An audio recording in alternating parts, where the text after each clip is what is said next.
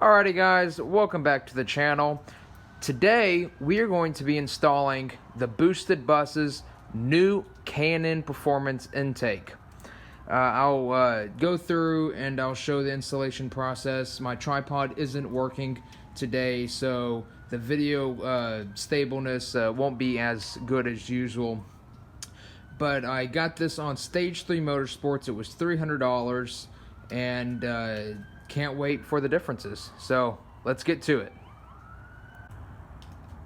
Alrighty guys, we're back. As you might notice, I've put up a tent.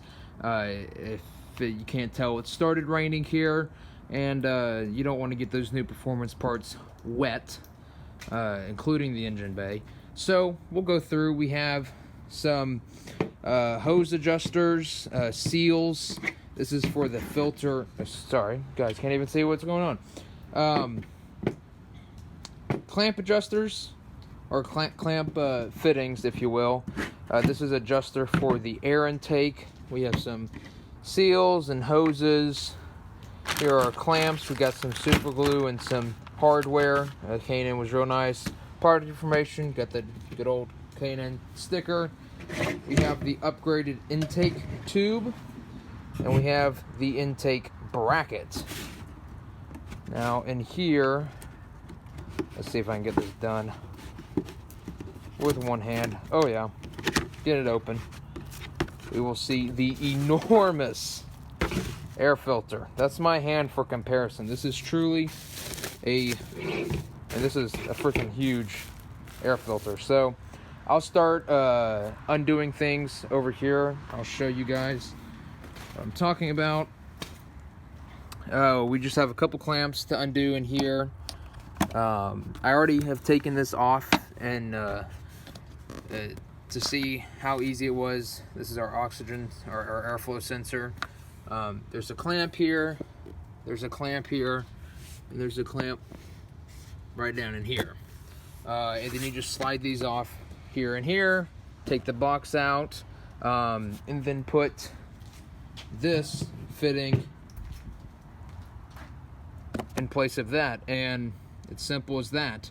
I will tell you, when I get this box off, the factory air filter has been bent in a very unique way. Somehow, I think it's due to the sheer power of the engine or something like that, but it's crazy. So I'm really glad that we got the new air filter.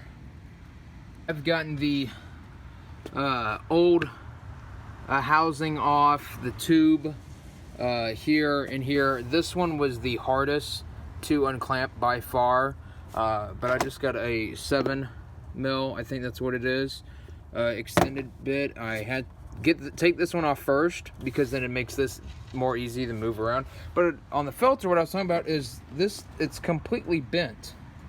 It's supposed to be flat, and it's been bent, and it's just all around messed up. So I'm glad that we're getting new stuff. That's what the old box looks like in that, and we have all of these new fun bits and toys that we're going to be putting in next. So I'm going to load the instructions and start to put this stuff together. So I'll catch you guys up in a second. I've noticed, looking through the catalog, or not the catalog, but the instructions, I'm missing the oxygen assembly. I'm missing those brackets.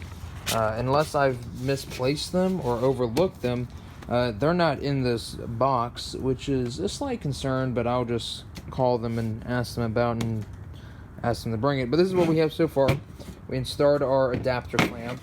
We're about to put on the seals, and then as you can see from there, we're going to put the filter in, and then we're going to put it into the box. So yeah, maybe hopefully by the time I get back to you guys, I will have found the O2 thing, and we'll be rocking and rolling. Hopefully we can get this done within the next hour or so. We have installed the filter into the housing. I got one clip. That was all I could get. The second one and this middle one you don't even need. With the second one, you can't get it to close. There's not enough gap. I already tested it. It does fit under the hood without a problem. And if need be, you can adjust the hood supports right here. But right now we're working on getting the main tube installed and getting our sensors hooked up, because we're almost done, guys. Can you believe that? We're gonna have a big, mean cold air intake.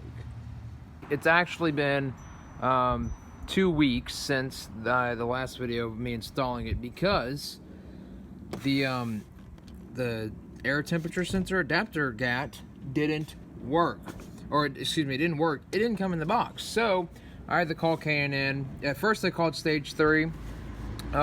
Great customer service, but they never got back to me on the shipment info or anything, as if they had contacted K&N themselves. So the other day, what was it? It was Wednesday. I called K&N and they shipped the part, and it arrived today on Monday. It looks good. It threw a check engine warning light, so what I'm going to do is I'm just going to disconnect the battery and I'll reset everything, and then hopefully it'll be good to go. If not, I'll just throw my OBD2 scanner in there and have it reset. So if everything goes well, I'll show some before and after clip, or really after clips, of the K&N air intake.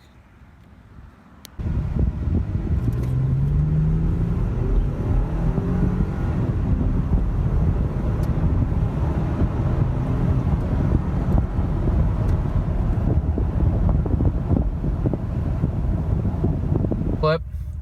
After the air intake, I've noticed considerable power increase. Even though it's a single digit number, it greatly helps off the line. So here's a little, I'll launch it so hard, and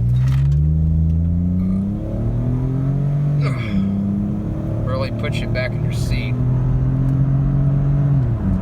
and that's all we'll do. That's all we'll do for here. Top end power greatly increased. The only problem is this has a limiter on it. You can't keep climbing in speed, but probably something this large shouldn't be doing 130 plus. Alrighty guys, we'll see you soon.